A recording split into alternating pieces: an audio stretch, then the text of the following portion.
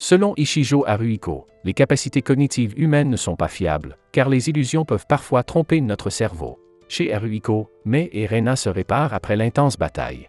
Après avoir pris son bain, Mei remarque que Ruru nettoie ce qu'elle pense être une console de jeu, mais en y regardant de plus près, elle contient des codes qui semblent provenir d'un ordinateur. Le lendemain, Haruhiko les informe que l'appareil ne fonctionne toujours pas, mais il veut le réparer avant de le renvoyer à Aleyashiki. De plus, il améliore ses talents de dessinateur, ce que Mei approuve car il n'est pas à la hauteur des talents de seller de Rena. Il mentionne également qu'il a une nouvelle parole en tête. Rena se demande ce qu'est une parole, et Haruhiko lui explique qu'il s'agit d'un chant qu'il prononce pour libérer leur pouvoir.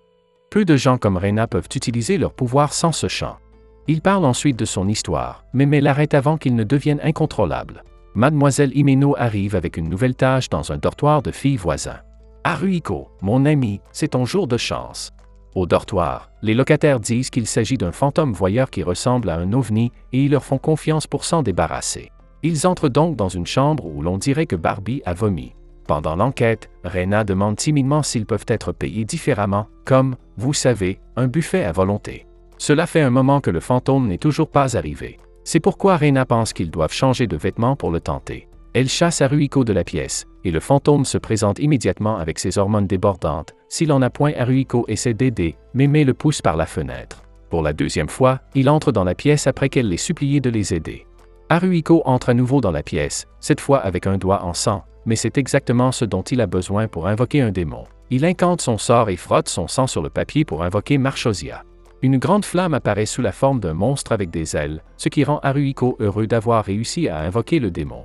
Il a toujours des ailes. Haruhiko ordonne à Marchosia de faire quelque chose, mais il ne bouge pas jusqu'à ce que l'ovni le frappe à la tête. Il aboie et le poursuit jusqu'à ce qu'il l'attrape enfin. Bon garçon. Rena avale alors le fantôme et termine sa mission. Cependant, elle s'inquiète du doigt de Haruhiko qui saigne, alors elle le prend et le met dans sa bouche. Cependant, lorsqu'elle le relâche, le saignement s'arrête. Kwato arrive bientôt, leur disant qu'elle était légèrement impressionnée hier, mais qu'en regardant leur désordre maintenant, elle pourrait se tromper. Elle sort alors, les laissant perplexes. C'est le week-end, mais Mei, Rena et Haruhiko se réunissent à la demande de Mademoiselle Himeno.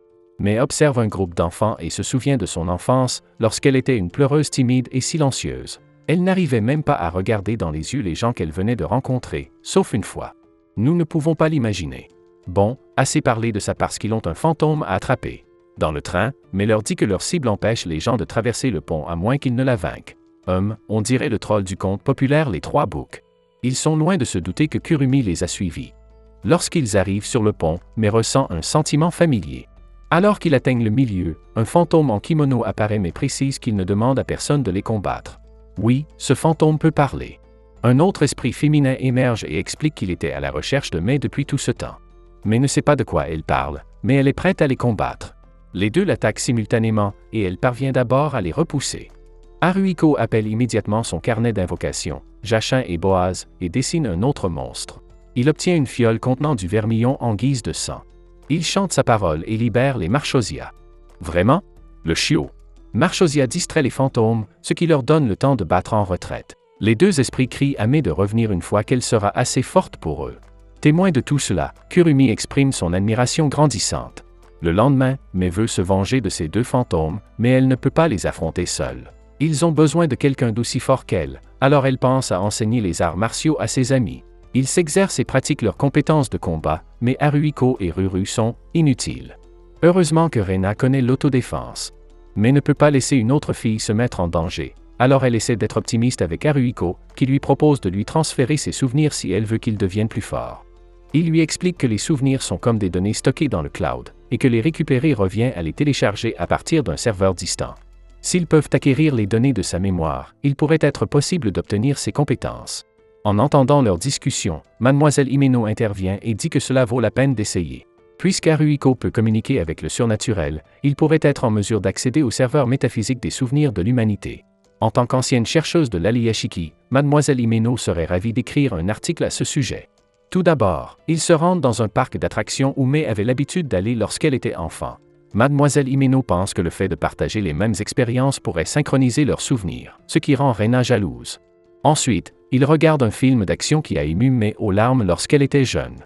Ils essaient de faire de l'escalade, ce qu'elle faisait avec son père, dînent dans son restaurant préféré et regardent le coucher de soleil sur l'océan, mais la vue d'une famille à proximité fait apparaître un flash dans la tête de May et la fait sourire. Et maintenant, ils sont de retour sur le pont où se trouvent les fantômes. Soudain, May aperçoit un terrain de jeu familier et se souvient enfin d'être venue ici lors d'une sortie à l'école maternelle. Elle était très timide et ne jouait pas avec les autres enfants jusqu'à ce que 2 filles l'invitent. Même si elle était timide avec les étrangers, pour une raison ou une autre, il lui était facile de se lier d'amitié avec eux. Soudain, les fantômes apparaissent et May entraîne Haruhiko sur le pont même s'il n'est pas prêt. C'est maintenant un combat à 2 contre 2, mais leur force n'est toujours pas à la hauteur des fantômes. Distraite par les efforts de Haruhiko, May s'expose à l'attaque des fantômes. Haruhiko tente de la rattraper, mais il heurte accidentellement sa tête contre la sienne.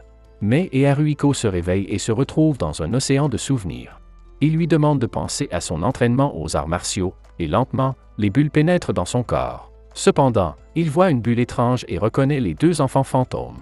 Ruru gifle Haruhiko pour le réveiller. Lorsqu'il ouvre les yeux, il révèle à May qu'elle connaît ces fantômes.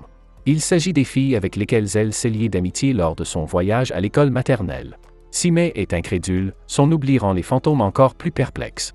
Elle lui lance des pétales et lui montre la scène où elles se sont rencontrées pour la première fois. Il s'entraînait innocemment lorsque May les a attaqués et les a forcés à devenir ses mannequins. C'est pourquoi il cherche à se venger. Mais n'arrive pas à le croire, mais Haruhiko pense qu'elle a modifié ses souvenirs à sa guise. Elle n'a jamais été aussi introvertie et silencieuse qu'elle le pensait. Au cas où il l'aurait oublié, les fantômes veulent toujours un duel. Mais les attaquent à nouveau tandis que Mademoiselle Himeno et Ruru encouragent Haruhiko à leur montrer ce qu'il sait faire. Les filles lui foncent dessus, mais il les esquive sans difficulté, sautant même par-dessus elles et se hissant au sommet du pont. Réalisant qu'il a des talents de combattant, il lance avec assurance des coups de poing à ses adversaires. Il est fort, c'est certain, mais il manque d'endurance. Il faut se rendre à l'évidence, il n'est pas en bonne forme physique. Mademoiselle Himeno suggère à Haruhiko d'utiliser le pouvoir des éléments comme le fait May. Il invoque alors l'agent de la Terre et utilise sa force pour faire voler les fantômes. Mais n'est pas peu fier. Mais invoque également son pouvoir et combine leur énergie, imitant ainsi le mouvement spécial de son film d'action préféré, Double rugissement des dragons. Incapables de continuer, les fantômes acceptent leur défaite et réalisent qu'ils ont encore besoin d'entraînement. Cependant, May les félicite pour la force qu'ils ont acquise et les aide à se relever. Alors qu'ils se désintègrent lentement en pétales, ils disent à May qu'ils reviendront la défier à nouveau. Rena étreint May tandis que Mademoiselle Himeno la félicite. De son côté, Haruhiko gît inconscient sur le sol, mais elles doivent admettre qu'il a également fait du bon travail. Une fois de plus, leur petit public sournois, Kurumi, pense qu'ils sont incroyables. C'est une autre mission réussie pour la pire équipe du club de chasseurs de fantômes. Ils se rapprochent de plus en plus à chaque mission, et de plus en plus d'alliés se présenteront à eux.